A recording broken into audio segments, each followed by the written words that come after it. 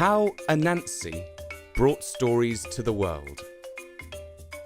Hello, this is Richard. If you have been listening to Story Nori for a while, you'll be used to the idea that storytellers can change form. Take Bertie. During his story writing career, he's been both a frog and a prince. Well, today I'm going to bring you a tradition from Ghana in West Africa about a hero called Anansi. He is the spirit of storytelling, and he shifts shape between a spider and a man. He's a tricky fellow, and he's not always sweet-tempered. In this first story, we will learn how Anansi brought stories to the world. The god of the skies is Nyankopon. His name means he who knows and sees everything.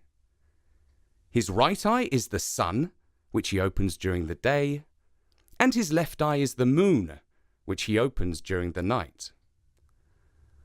Long ago, all the stories in the world belonged to Nyankopon. But down on earth, a lowly creature called Anansi the spider held a very high opinion of himself and his own wit and wisdom. "How come all the stories belong to Nyankopon?" he thought. "I'm sure I could spin a far finer tale." And so Anansi climbed to the top of the tallest tree and spoke to the sky god directly. "Nyankopon," he said, "why don't you give all the stories to me? I will look after them well for you." And Nyankopon looked down with his sun eye, saw the arrogant little spider, and chuckled to himself. "Why, of course, Anansi," he replied. "You can have all the stories you want. But first, you must bring me 3 things that I would like." "And what would those be?" asked Anansi. Onini the python, Osibo the leopard, and the Mobora hornets," replied Nyankopon, and he could not help laughing. Ha! Ha ha ha ha! At the thought of the tiny spider getting the better of such fierce beasts. But Anansi was happy with this bargain. "Done," he said. "It's a deal." And he set off on his 8 legs to catch the python, the leopard, and the hornets. As he went through the forest, he looked around for a long, straight stick. He found one and laid it on the ground outside the door of the python's house. When Onini the python returned home, he saw Anansi pondering this stick. "What are you doing, my hairy-legged friend?" he said. "Well, you see," said Anansi, "I have a bet on with Nyankopon. I say that you are longer than this stick, and he says that you are shorter. Let's show the all-seeing one that he is wrong." As it happened, Onini was proud of his long python body, and he was happy to stretch out by the stick and show that he was longer. He did not expect that Anansi, quick as a flash, would spin thread around him and tie him to the stick. Now he was trapped and could not move. All he could do was to protest with his long, silvery tongue. "Anansi, you trickster, untie me or you will be sorry." But Anansi looked up at the sky and said, "Nyankopon, I have delivered to you the first part of the bargain." The sky god laughed and said, "You are indeed a tricky little spider, but I doubt that even you can catch Osibo the leopard." "We'll see about that," said Anansi, but in fact, seeing was not part of it. He sewed up his left eye so that he couldn't see anything at all with it. The one-eyed spider paid a visit to the tree where Osibo the leopard lived.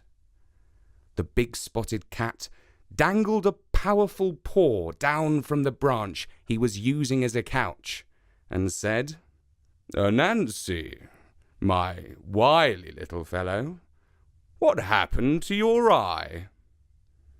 And the deceitful spider replied, "Nyankopon sewed it up for me, and now I can see the most wonderful things with it. Worlds, stars, and the whole universe, just like God see." "How simply divine!" exclaimed Acebo the leopard. "Sew up my eye so that I can see these wonders too." "I'll do one better than that," replied Anansi. "I'll sew up both of your eyes so that you will be practically a god." And when he had finished doing what he had promised, poor Acebo was completely blind, and it was all too easy to lead the leopard to Nyankopon. "Well, well, well," said Nyankopon. "Perhaps I have underestimated your cleverness, my little spider. But you have left the most difficult task for last, for the hornets are angry little creatures that no one has ever tamed." "I said I would bring them to you, and I shall," replied Anansi with great confidence, though Nyankopon thought it was perhaps a foolish confidence, given the ferocity of the hornets. Anansi went to the place where the Mbora hornets kept their nest, and he brought with him a large jar. The hornets swarmed around, buzzing and saying, "What is in that jar, Anansi?" "Why, nothing," replied the wily spider, "but I have a bet with Nyankopon about it. The sky god says you cannot fly into it. I say you can. Will you help me prove him wrong?" "Why, of course we can fly in," exclaimed the hornets angrily. "Who does the all-seeing one think he is to say what we can and can't do?" And with that, they flew as one into the jar, and as soon as they were all inside, Anansi slammed the lid on tight.